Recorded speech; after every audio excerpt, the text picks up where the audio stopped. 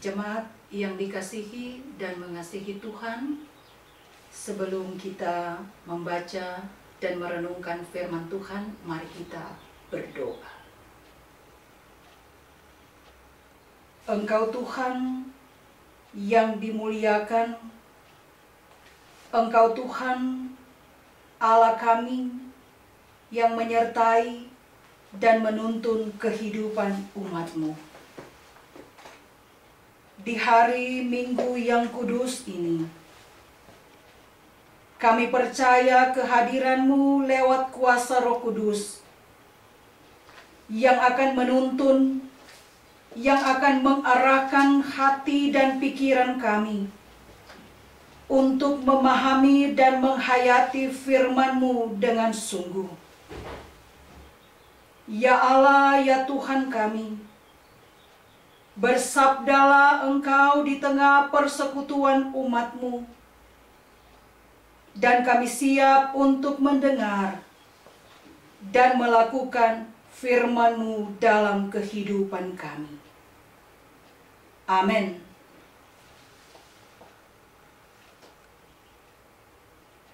Jemaat yang dikasihi dan mengasihi Tuhan, pembacaan Alkitab kita pada saat ini terambil di dalam Matius pasal 18 ayat 21 sampai ayatnya yang ke-22.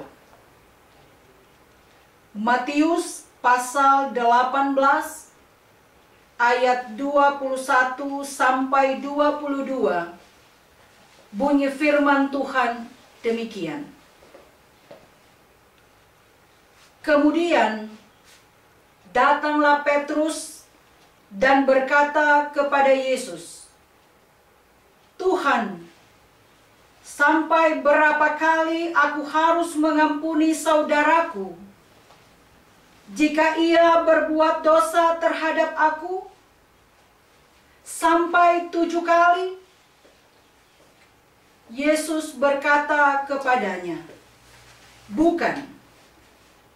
Aku berkata kepadamu, bukan sampai 7 kali, melainkan sampai 70 kali 7 kali." Demikianlah pembacaan firman Tuhan. Saudara-saudaraku yang kekasih di dalam Tuhan kita Yesus Kristus, jika disuruh memilih antara mengampuni atau membalas kejahatan seseorang, barangkali banyak orang pasti akan memilih untuk melakukan pembalasan terhadap kejahatan yang dilakukan orang lain.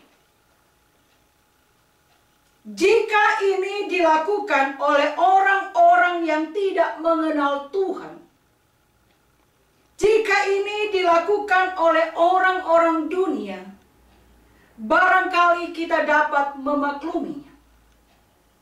Namun bagi orang Kristen, bagi orang percaya, mengampuni adalah sebuah keharusan. Mengampuni adalah kewajiban, bukan pilihan. Mengapa demikian, saudara-saudaraku? Karena sesungguhnya oleh karena pengampunan Tuhan bagi kita lah yang memungkinkan bagi kita untuk dapat mengampuni orang lain. Hukuman dosa yang seharusnya kita tanggung telah dibayar penuh oleh Kristus di kayu salib. Yesuslah yang menggantikan tempat kita. Darah Yesuslah yang membasuh dan menyucikan dosa-dosa kita. Oleh karena itu, saudara-saudaraku yang kekasih di dalam Tuhan, jika ada kesalahan, jika ada kejahatan yang dilakukan oleh orang lain terhadap kita, maka kitalah yang seharusnya berinisiatif terlebih dahulu untuk mengampuni mereka. Kita tahu hal ini sangat sulit. Teramat sulit untuk dilakukan. Apalagi kita tahu sekalipun kita mengampuni, belum tentu orang itu akan berubah menjadi benar dan memperbaiki kesalahannya. Tetapi ingatlah bahwa sebagaimana Allah di dalam Kristus telah mengampuni kita, hendaklah kita juga punya hati yang mau mengampuni kesalahan orang lain. Karena itu segala kepahitan, segala kegeraman, kemarahan, pertikaian, dan fitnah hendaklah dibuang di antara kamu. Demikian juga pula segala kejahatan. Nah, saudara-saudaraku yang kekasih di dalam Tuhan, mampukah kita untuk mengampuni? Mampukah kita untuk melakukannya dalam perjalanan hidup kita di dunia sekarang ini? Pengampunan telah dikerjakan Tuhan Yesus sangat luar biasa bagi kita. Betapa besar kasih yang dilimpahkan Tuhan kepada kita. Dia yang mengampuni segala kejahatan kita. Lalu kita harus bertanya bagaimana kita harus melakukannya. Jika kita benar menghayati makna kasih Tuhan, maka kita akan mampu membuang semua ego dan kesombongan kita tanpa memperhatikan, tanpa memperhitungkan sakit dan lukanya hati kita karena perbuatan dan karena tindakan ketidakadilan orang lain atas kita. Karena itu firman Tuhan sangat jelas menasehatkan kita. Bahkan jika mungkin kita mengampuni mereka sampai 70 kali 7 kali. Luar biasa kata Tuhan Yesus. Itu berarti saudara-saudaraku, firman Tuhan kita saat ini mengajarkan kepada kita bahwa kita harus selalu mampu mengampuni orang yang bersalah kepada kita di sepanjang kehidupan yang Tuhan beri bagi kita. Sebab saudara-saudaraku, buah pertobatan yang sempurna sebagai pengikut Kristus, di mana kita harus mampu membalas kejahatan dengan perbuatan baik. Kita tidak membalas kejahatan dengan kejahatan, tetapi membalas kejahatan dengan perbuatan baik. Dan memang hal ini tidak mudah. Dan saudara-saudaraku, dalam hidup ini tidak ada yang mudah. Hidup ini tidak seperti super mie.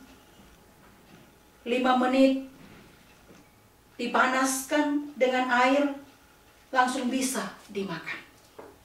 Tetapi hidup ini adalah hidup yang membutuhkan perjuangan. Hidup ini adalah kehidupan yang harus menghadapi rintangan dan godaan dalam dunia.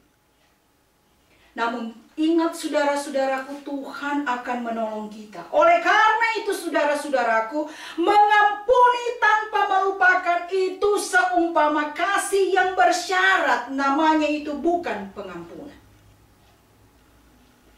Saudara-saudaraku, pengampunan lebih sering dibicarakan daripada dipraktekkan. Mengapa begitu sulit untuk mengampuni? Apa sebenarnya arti mengampuni?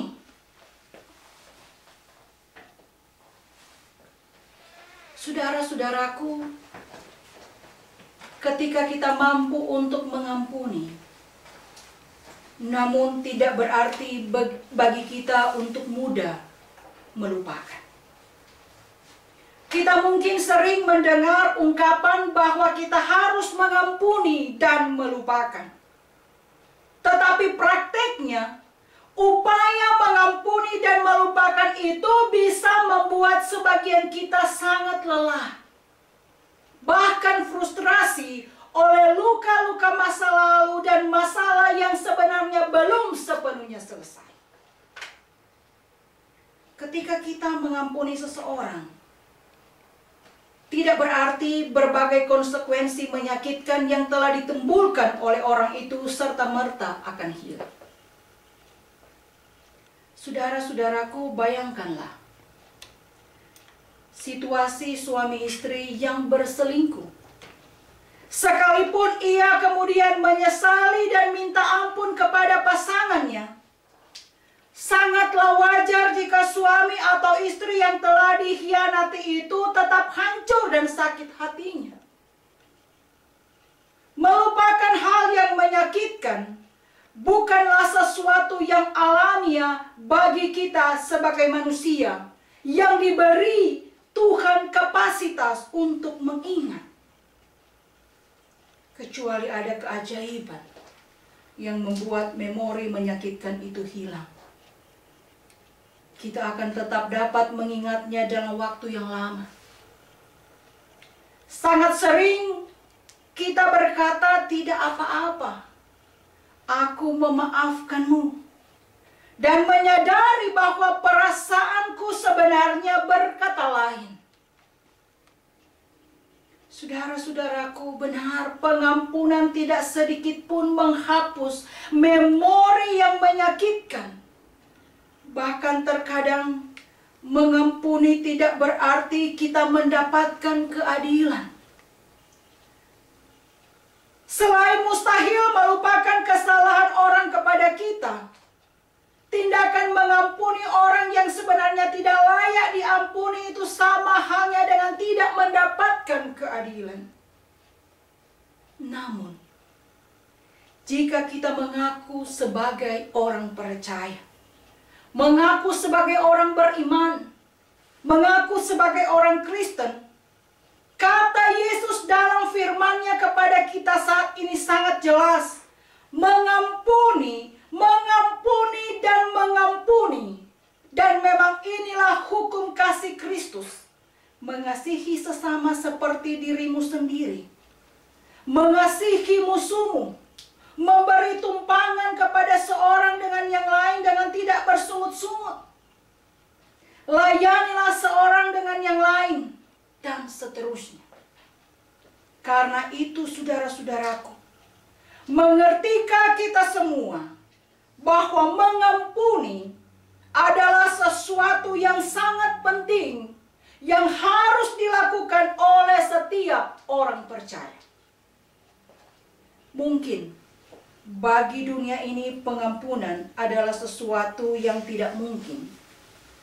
Tetapi dalam kehidupan orang Kristen, mengampuni adalah sesuatu yang harus. Mengampuni adalah sesuatu yang tidak boleh tidak harus dilakukan. Saudara-saudaraku, kita memberi pengampunan.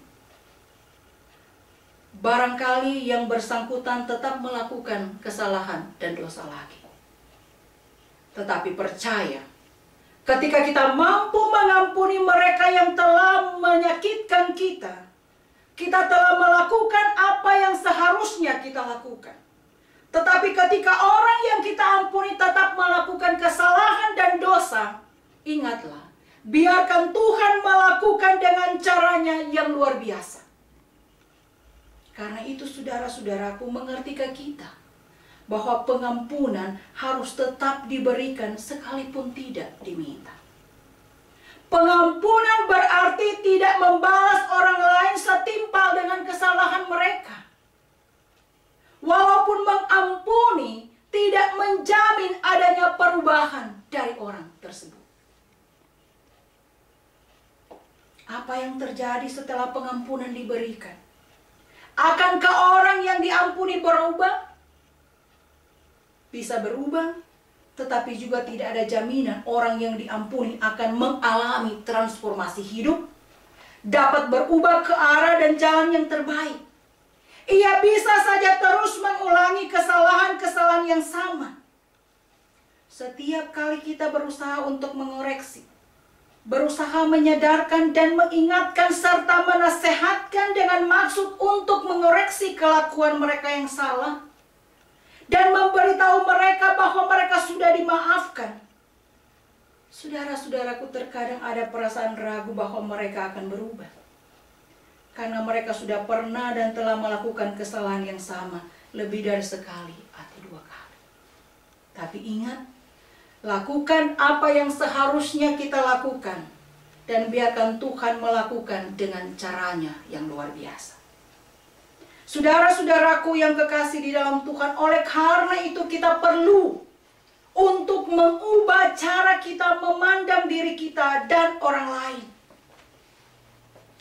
Seringkali kita menemukan bahwa kita sulit mengampuni karena kita membanding-bandingkan besarnya kesalahan orang lain dengan kesalahan kita sendiri. Kita baru dapat mengampuni ketika kita lebih dulu memandang kepada salib Kristus. Kita baru dapat mengampuni ketika kita mengingat bahwa di hadapan Tuhan semua kesalahan sesungguhnya kita ini tidak layak. Namun oleh anugerahnya, Yesus menyucikan kita dengan darah-Nya. Saudara-saudaraku, mengampuni dan melupakan adalah sesuatu yang barangkali mustahil untuk dilakukan. Mengampuni dan melupakan adalah sesuatu yang begitu sulit bagi kita. Tetapi mengampuni sekalipun kita ingat kesalahan yang telah menyakiti kita itu adalah merupakan anugerah Tuhan. Dapat terjadi dan teralami hanya karena Yesus yang memberi kekuatan bagi kita. Mari kita memandang kepada salib Kristus supaya kita mendapatkan kekuatan untuk mengampuni. Kita mendapatkan kekuatan untuk melupakan dan kita mendapatkan kedamaian. Mengampuni merupakan hal yang paling sulit dilakukan. Terutama jika orang yang menyakiti adalah orang yang terdekat dengan kita. Tidak mudah untuk mengampuni kemudian memberi kesempatan yang kedua bagi orang yang sudah menyakiti kita. Bahkan rasa sakit dapat berlangsung lama tanpa ada solusi. Kalaupun ada yang bisa mengampuni, kejadian tersebut akan membekas di dalam hati karena itu manusia begitu sulit untuk melupakan. Tetapi firman Tuhan mengajar kepada kita untuk mengampuni orang yang berbuat salah kepada kita. Tidak hanya 1 kali saja, bahkan berkali-kali kita harus mampu mengampuni. Pengampunan yang kita berikan adalah pengampunan yang tiada batasnya. Tidak peduli betapa dalam luka hati yang diakibatkan. Tetapi tugas kita adalah untuk mengampuni. Mengapa kita harus mengampuni orang yang bersalah kepada kita? Karena Tuhan Yesus sendiri telah mengampuni dosa-dosa kita dengan pengorbanannya yang luar biasa. Sebesar apapun dosa yang kita perbuat, sebanyak apapun dosa yang kita lakukan, darah Yesus telah menyucikan kita.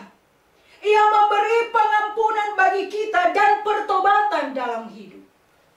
Oleh karena itu Yesus memberi teladan bagi kita. Demikian juga kita harus mampu untuk berbuat. Pengampunan sudah diberikan oleh Yesus bagi kita. Masakan kita tidak mau mengampuni orang lain yang bersalah kepada kita? Bukankah kita pernah menyakiti hati Tuhan dengan berbuat dosa? Bukankah apa yang kita lakukan dengan kesenangan-kesenangan duniawi justru malah menyakiti hati Tuhan? Tetapi Tuhan dengan penuh kasih selalu menerima kita apa adanya. Ia melayakkan kita di hadapannya. Oleh karena itu saudara-saudara kita juga harus dan mampu berbuat hal yang sama kepada orang yang menyakiti kita.